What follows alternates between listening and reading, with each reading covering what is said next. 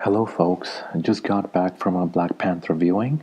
Let's get something out of the way. I'm not going to talk about the Infinity Stones because there are no Infinity Stones in this movie. That's not a spoiler, it's just a talking point that doesn't need to be addressed. A lot of people thought that Black Panther and Thor Ragnarok will have Infinity Stones, but both of these movies don't have any Infinity Stones. So let's jump right into the movie review. The movie starts out with a backstory where centuries ago, a few African tribes are fighting over a fallen meteor made up of alien metal vibranium. One soldier eats a heart shaped herb affected by the meteor, and as a result, he gains superpowers. He becomes the first Black Panther.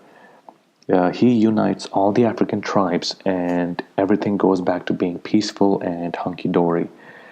In most of the movie, Black Panther and the good guys are trying to make sure that the reality of Wakanda being a technologically advanced nation is kept hidden from rest of the world, while the two bad guys, Claw and Killmonger, do everything in their power to expose the technology of Wakanda to the rest of the world and sell that technology in the black market.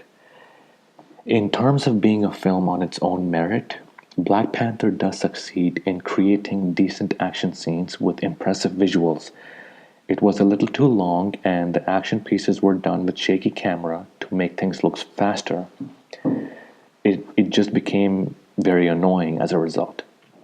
The plot is somewhat weak and very self contained. It does not include anything about the Avengers or the Avengers Infinity War tie in or the Infinity Stones. The villains, Claw and Killmonger, are poorly fleshed out, with the more interesting villain Claw not getting in nearly enough spotlight. The jokes were really awful, and they included outdated and poorly executed slapstick comedy, which was more than a little cringeworthy. Honestly, I would say that if you want to see a popcorn flick, then go see it. But at the same time, if you want to see a masterpiece film that's one of a kind, this is not the movie. I mean, Black Panther does not live up to the same masterpiece of a movie that The Dark Knight was or Batman Begins was, made by Christopher Nolan. This is not a masterpiece film, it's just some superhero popcorn flick that you will see once or twice and then forget about it. There's not much character development in this movie, if any at all. The movie towards the end pushes multiculturalism as a positive since it was the isolation policy of Wakanda and the reluctance to provide aid to other nations which created the villains in the first place. There were a few small laughs in the film, but nothing notable, and no round of applause was given by the audience in the end.